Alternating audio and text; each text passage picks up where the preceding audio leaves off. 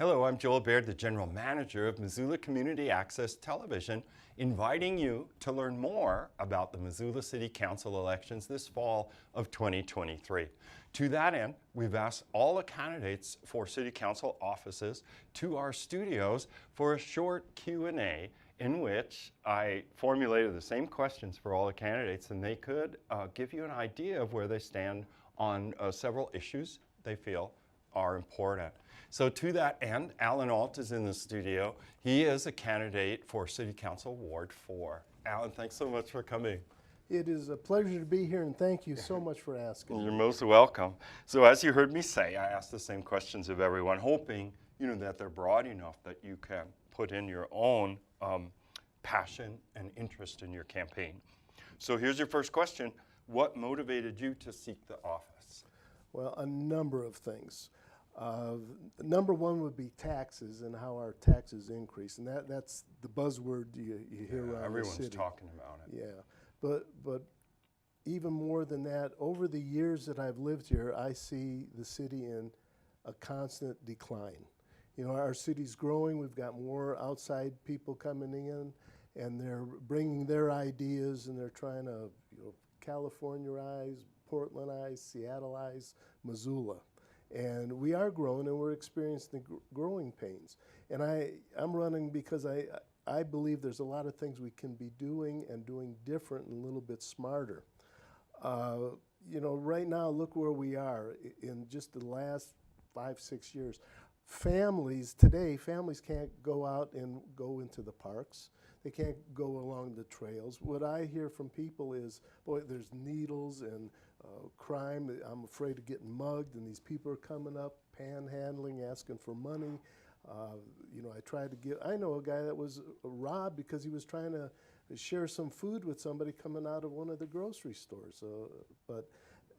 Which gets me into, our crime rate is increasing. If you follow the crime report, we don't have the Missoulian anymore like we used to, and they used to have the weekly crime report. Oh, yeah. You don't see that much anymore because I think we have lost a lot of transparency, and that's the type of thing why I'm running. I want to bring that back. I want people to be informed of what's going on. The big thing is the budget, taxes. People can't afford to live here anymore. And there's a lot of signs that support that argument. One of them is we're going to have a bond to increase spending for the fire department. Yeah. Okay, if we were running the city right, we wouldn't need that bond, because where does the big three for your taxes are fire, police, the schools. And why do we have to have a separate bond to support the fire department? Next election is going to be we need a separate bond to support the police department. Meanwhile, we have this money in TIF, tax increment financing, which is a good tool, don't get me wrong. However, it is not being utilized correctly in Missoula. And that's another reason why I'm running. I want to dig into TIF. I'd like to do away with the system we have now of administrating the monies for that. Right now there's about $15 million sitting in TIF. We could take $5 million of that, give it to the fire department, and we don't need the bond. But instead, you've heard the horror stories, the bridge to nowhere, so on and so forth, the mall, et cetera. My point is, that's a symptom of the problem. Another reason why I'm running. Which gets into, spending is out of control. A couple weeks ago, before the budget was approved, you had Sandy Vaseka being the Lone Ranger, and she was formally trying to take monies out of the budget, cut things. And I was testifying for her behalf because I agreed with her on a lot of those items that could be canceled, deferred. We need to tighten the budget right now today instead of just blaming the state, and looking for new revenue streams. Like, you hear about the income tax or, the special tax. The tourist tax and technology seem to be the leading, and the general argument being that Montana's got to get out of thinking of itself as a resource extraction state, more as a tourist and high tech, and how do you tax that to get the burden off the homeowners? Right, and you're right with that.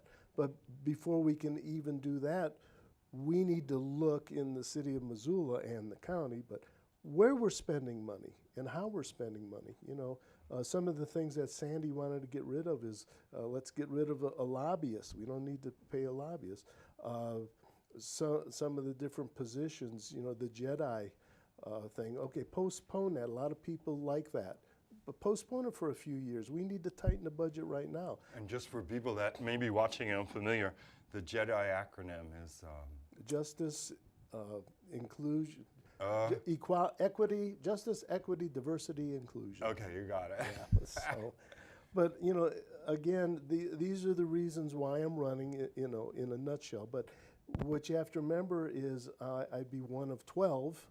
So there'll be some things in my past that I'll tell you about how I can work with people. But I'm just a voice of one of 12. But I want to be very vocal to the point that people know what's going on. You know, well, we'll get into some of the other questions later. All right. So here's your second question. What are your top 3 priorities if elected? And I think you've given a preview of that in the first question. But, you know, if you are elected, you wouldn't be alone, I guess, if Sandra's re-elected. So that's 2 out of 12. Yeah. In terms of fiscal scrutiny and fiscal conservatism, if you will. But yeah, that's the question I've asked of everyone. What would your top 3 priorities be? Okay, is that just in Ward 4 or in the city? Any way you want to see it. Well, I'm going to I'd like to split that in half. Sure. The top 3 priorities in Ward 4, and I'll just hit them briefly, is number 1 is taxes. Yeah. And now Ward 4, that's all I'm talking about right now, is the speeding problem. We've got a lot of speeding problem, and the deer problem. Yeah. But it goes more than just the deer population. It gets into, here's an 80-year-old woman in her house that she's lived in most of her life. Her husband's passed away. She's on a fixed income, worrying about her taxes. And somebody hits a deer in the front of her house. How does she get rid of it? And that, you know, something like that, to me, that's a city service. And that's something so simple. But you know what? Where I live, this year alone, I've had 4 deer hit in the front of my yard. Wow. And then you get on the phone and you're calling different people, and then it comes down to get Republic Services to come and pick them up. And no, you got to put them in the garbage. You have to put them in your trash. Yeah, well, I'm thinking, I had to do that one year, Alan. Here's an 80-year-old woman. You know, to me, that should, so that's the type of thing for Ward 4. The city, okay, that's a whole another set of priorities. A larger scope. The larger scope is, number 1 is taxes. You know, and I've sure touched on that. Is number 2 are spending. And really, you know, I really hope to get involved with the budget, because that's been part of my past. So, and it all ties into money. But the other thing is, I'm really concerned about, it's like the elephant in the room, I'm concerned about our crime rate. It's going up. You know, and people can't use our facility. We've got some wonderful parks. But what I hear from people is, yeah, I can't use them anymore. I'm not going to take my kid there, and so on and so forth. So, you know, it's taxes, spending. You know, I think there's a lot of things we can do with spending, a lot of cuts we can make. Some of it, hey, I think, and I'm going to promote, we need to bite the bullet. We have one of the largest staffs in the state with the city, you know, and the ratios just don't compare with other cities. We are just way up there. It's like we've got this monolith of government overreach in the city of Missoula, and I'd really like to get into that and let people really know what's going on, bring a lot of that to the surface, and do away with a lot of it, and work with the mayor, other council members, and making things run leaner and meaner. And you know, that's uphill road, I would think it would not be popular. That's Yeah. true. And of course, you've got to balance all those things like, well, you want to hire a deer carcass hauler, but then do away with some other thing. And Yeah. that's a theme we often hear is that people want the services, and then the government doesn't know what to do about paying for Well, it. and it's, you can't do all things for all people. There's that. There's that, and that's a big part of it. So with this, you're walking a lot of fine lines. There's a lot of details. A lot of people are involved, both with the public. That's our boss, and I think the city has seemed to have lost track of that, and I'm going to get into that a little bit later. But the people are the boss, not the city. It's like, and the city doesn't always know what's best. So. Okay. Now, number 3 is, what did you learn on the campaign trail? Well, a lot of people are fed up. They're Yeah. fed up with the taxes, and they're fed up with the spending. I hear that. Just about the first thing out of everybody's mouth is taxes. Right. And they're nervous. They saw the increases of last year, hear about the increases of this year, and also the state had a hand in it by running around giving everyone their property appraisals to scare the dickens out of them. And it scared people. People are confused by it. Yeah. And again, it gets with the transparency. The people are confused by it because right away they thought that's their tax bill. Or, Yeah. what It do I said do with what you this? might pay in that column, and Yeah. all of us were like, Whoa. whoa. Yeah. And then the local government said, oh, no, Yeah, that's not going to happen. Trust us. And then you have what's going on with the county, 5% plus increase.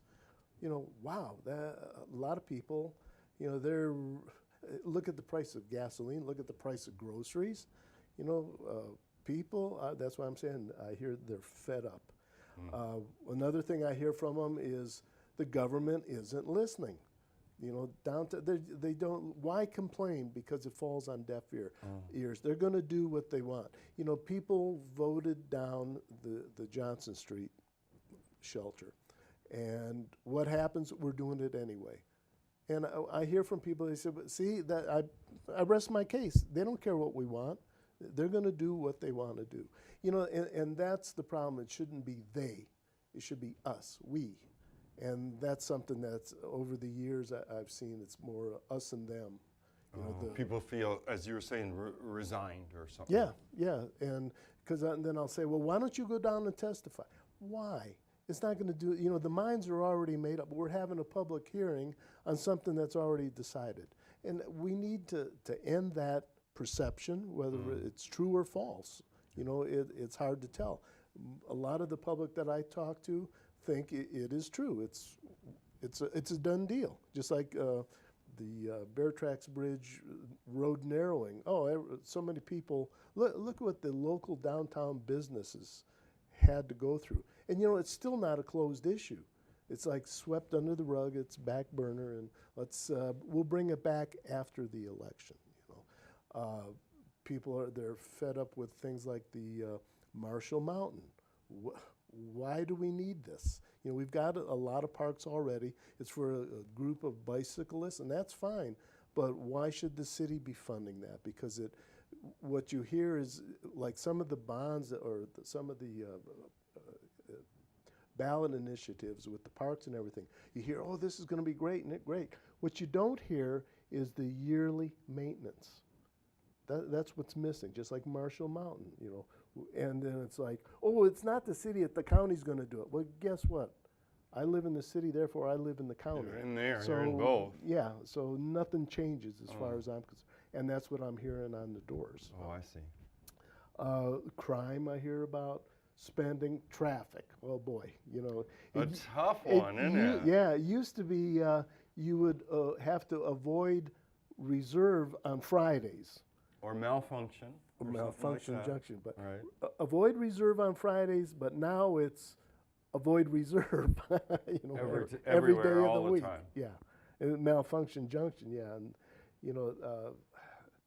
again, it gets into that whole thing, I'm not sure it was such an improvement because it sure inconvenienced a lot of people over the years, but that's in the rear view mirror. It's like, Oh my gosh. Yeah, you know, because some of us can remember when that was a little 2-lane surrounded by horse pasture. that was before my time. Oh boy, it was so quiet out there. So, and that's difficult for people, isn't it? To experience as much change as yeah. we've experienced, particularly in this century in town. You Yeah. know, they say, oh, it's not, a lot of people say it's not the Missoula I grew up in, or it's not, you know, it's not the place I remember. Yeah. So they have all these memories of, oh, you know, it might be like the Bon Marché or something, you know, going there for Christmas in the 50s and 60s and so on. Well, So it's a lot of stuff. for the most part, a lot of people don't like change. Yeah. They resist it. And then that's a problem that you're faced with.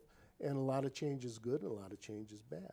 Yeah. But getting back to how things used to be, you know, at one time, you know, we had the dump downtown and Oh, yeah. people, the fairgrounds was the airport. Oh, way out there. Who's going to build, you know, Right. put So a restaurant? far, Yeah, right? so far. It just shows you how How much stuff has changed that right, way. Right. Yeah. And there's more changes coming, and people have to, and it's part of the leader's job to present that to the public in a way that they understand it and they'll agree with it. And if they don't agree, find out why, and then, hey, you have to change your mind sometimes. And, you know, you have to be flexible. Yeah. That And- part's really hard, though, for a lot of us, you know. Right, right. Do you want any more on the campaign trail? No, that's pretty well. You know, the homelessness. Yeah, you must have heard a lot. We Oh. did look up, you know, Scott and I looked up the wards, you know, and something to tell people at home is that they can find out, they could call the library. They say, what ward am I in? Yeah, 721-2665 or 721-BOOK. And a reference librarian will look up their address and let them know. There's also a map, which is really hard to read, that's on the Missoula County elections.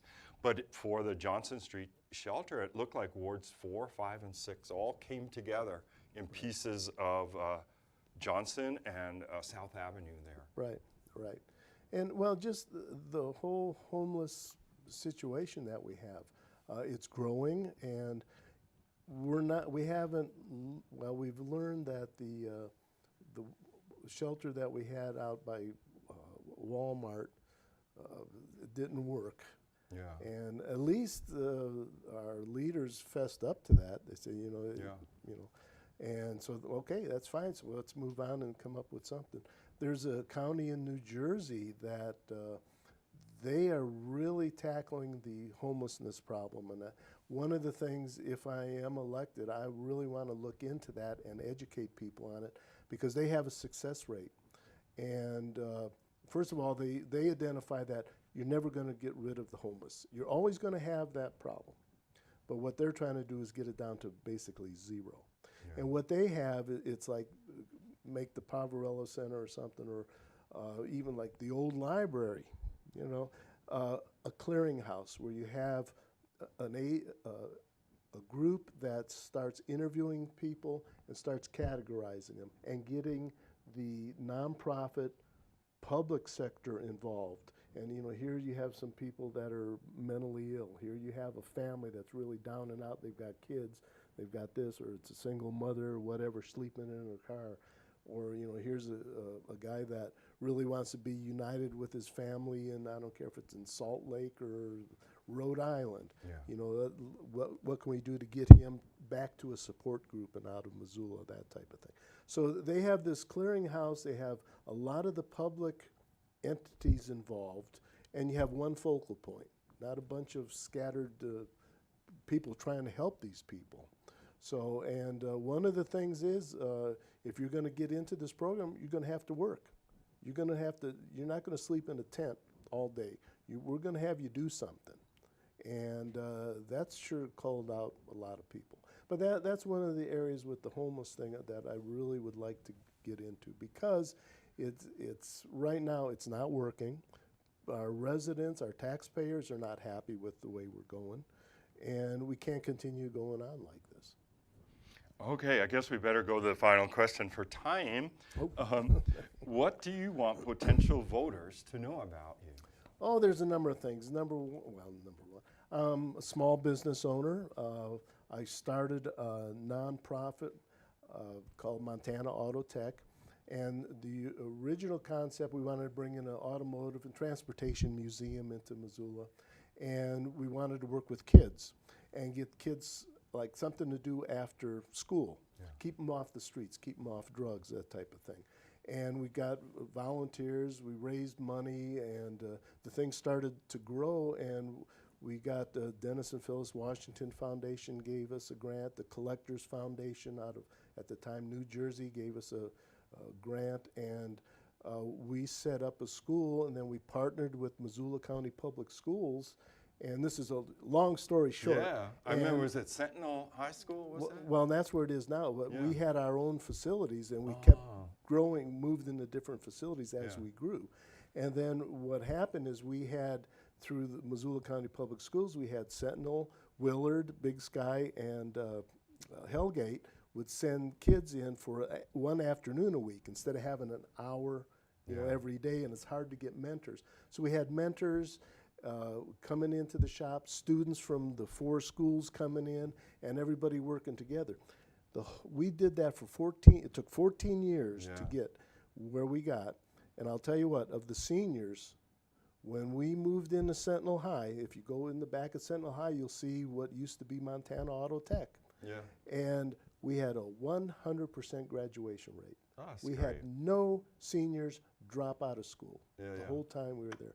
And then we had a lot of interesting partnerships. Part of our program was we would have the kids, instead of coming that afternoon to Montana Auto Tech's facility, they would go to, at the time, like Bitterroot Motors or Carl Tyler Chevrolet, and they would get some actual hands-on experience. Great. Yeah, so it was. It is a wonderful program you started. So that's one thing. The other thing in my work career, I'm retired now, and then started that. Right. I worked for a major oil company, and I was an arbitrator. And the things that I would do is, at the time, I'll give you an example, and this pretty well summed up the last years of my career. In the late 80s, I'm working in Korea, and I get a call from the company, and they say, Alan, okay, you're finishing up in Korea. We have a project that's in trouble in Houston, Texas. And I said, okay. They said, we're going to replace the business manager, which was me, the project manager, and the construction manager, 3 of you. And we want you to go in. It's and this is the late 80s. It was a $500 million project, $500 million. And they said, right now, we don't know where the project is. We really don't know how much money's been spent. We know they're behind schedule, and the main contractor just filed bankruptcy. Can you handle it? Right. So the 3 of us, we met in fact, we met in Tokyo and started piecing together and put a plan together. Then we met in California, and then get into Houston. Well, now, can you imagine walking into something like that that's so messed up, and then soon it's like people come into work on Monday, and their boss is gone, and all of a sudden here's a new face, and it's like, who are you? Talk about resentment right there. Right. And having to work with people and get people on your side, build a team back up, and hey, we had to let people go, and we started culling out the good ones and bad ones. Why has this project fallen so far behind? Well, the bottom line is, within 2 months, we knew where the project was. We had a plan to get it on schedule. We had a new major contractor to replace the one that went bankrupt, and we brought the project in on time and still under budget. Not by much, but compared to the way it was going. So in my past, that's the kind of thing. So what I'm telling you is, I've got a lot of experience handling money, working with people, and that's the critical thing. You have to have a team, everybody working together. Great. So. Well, Alan, thanks so much for taking the time to be with us and describe your campaign. Well, Joel, thank you for having me and giving me this great, wonderful opportunity. Well, thank you, dear viewer, for taking the time to learn about races in the Missoula City Council wards this fall of 2023.